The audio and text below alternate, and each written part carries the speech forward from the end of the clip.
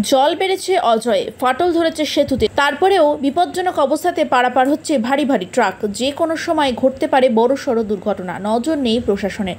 ঝাড়খণ্ডের লাগাতার বৃষ্টির ফলে ঝাড়খণ্ডের শিকাটিয়া জলাধার থেকে ছাড়া হচ্ছে জল। তার ফলে সোমবার রাত থেকে ক্রমশই বেড়েছে অজয়ের জলস্তর। পশ্চিম বর্ধমান জেলার কাঁকসার শিবপুর থেকে বীরভূমের ইলামবাজারের জয়দেব যাওয়ার গুরুত্বপূর্ণ অজয় নদের অবস্থিত সেতু ভাঙার মুখে।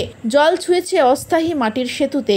বিগত বছরগুলিতেও হরপাবানে অজয়ের অস্থায়ী সেতুতে ভেঙে আটকে পড়েছিল ভারী ট্রাক। আবার অস্থায়ী বাঁশের মাচা ভেঙেও তলিয়ে গিয়েছিল বাইক সমেত দুই যুবক।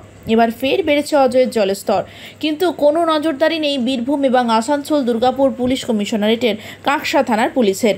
পাশেই তৈরি হচ্ছে অজয়ের অস্থায়ী সেতু, এখনো কাজ শেষ না হয় দুর্ভোগ বাড়ছে। কাজ হলে ভালো হয়।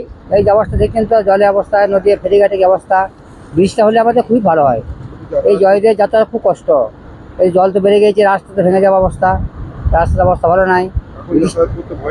হ্যাঁ ভয় লাগছে, কিন্তু কি করবো, তা তো মানুষ পেরিতেছে, যেতে হয়, ওই দেশে হবে না।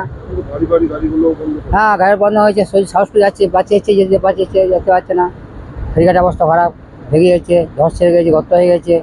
ব্রিজটা হলে আমাদের খুবই ভালো হয়, তাতে হলে মানুষের যথেষ্ট ভালো হয়। কিন্তু এই অবস্থায় হ্যাঁ গাড়িগুলো বন্ধ হচ্ছে না, গাড়িগুলো চলছে, কিন্তু সমস্যা খুব। আমাদের ব্রিজটা চালু হলে খুবই ভালো হয়, কারণ আমাদের এই রাস্তাতে যাওয়া আসা করা খুব সমস্যা, খুব সাহসে যেতে হয়। রাস্তাটা ভালো নাই, ধস ছেড়ে যাচ্ছে, মাঝখানে লিক হয়ে যাচ্ছে, খুব গাড়িতে যাচ্ছে, যার সাহসে যাচ্ছে, সাহসে যাচ্ছে না। ব্রিজটা হলে আমাদের খুবই ভালো হয়, খুব ভালো হয়।